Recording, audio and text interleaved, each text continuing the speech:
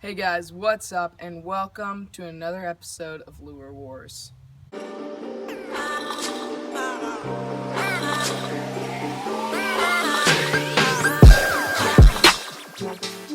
guys, so this upcoming episode of Lure Wars was probably the most requested one, and one I personally wanted to see myself.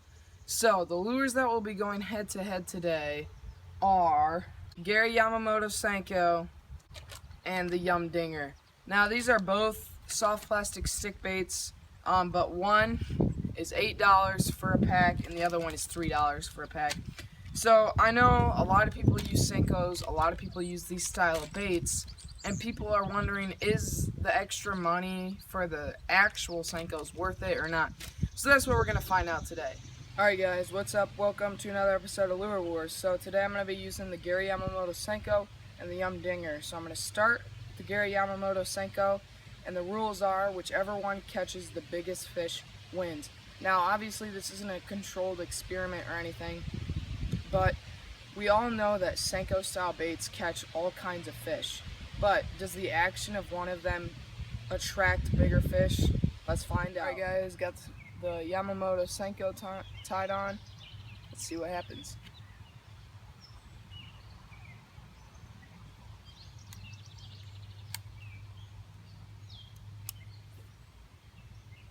Alright guys, just caught a decent one and some submerged grass on the Gary Yamamoto Senko. Let's go get a weight on her.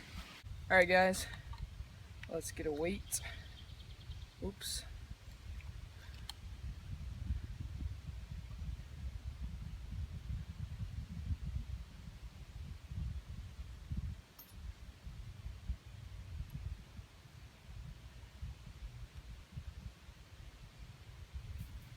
Two 2.02 or 2.05. Alright, let's go get a release. Alright guys, now I got the Yum Dinger on. Same kind of color, just a natural watermelon color. So let's see what we can do. Guys, I just caught a freaking, look at that thing. That thing is a chunk, dude. Oh my word. That was on the Yum Dinger. Let's get him unhooked. Hook just fell right out. That is a tank. That is a tank. Let's get him a breath and then we'll weigh him. 3.52. Hold up.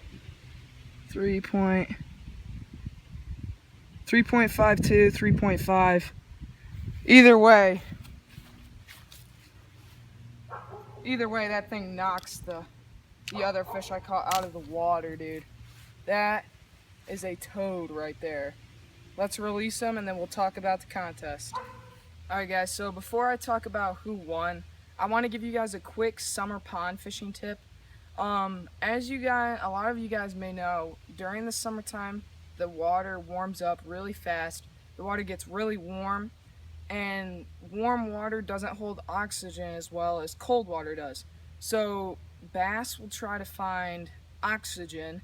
They'll either go deep trying to find cooler water that will hold oxygen better, or they'll try finding grass, because through photosynthesis grass releases oxygen, or they'll try to find current.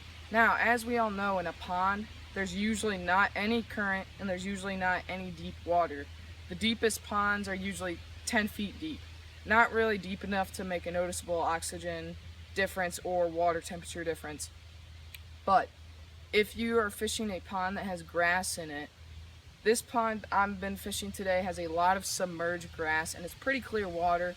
And with a pair of polarized sunglasses, you can really see the weed line and the grass line, and you can really just, fish that grass.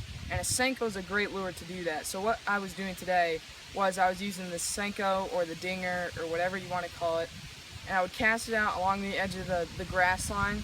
I would let it sink. If I didn't get a hit, I would start twitching it back over the weed line, almost like a soft jerk bait or even maybe a frog. You would twitch it, pause, and it's almost like a subsurface topwater bait. And that's how I got both my strikes, was fishing it that way along deep submerged grass. Well, deep for a pond.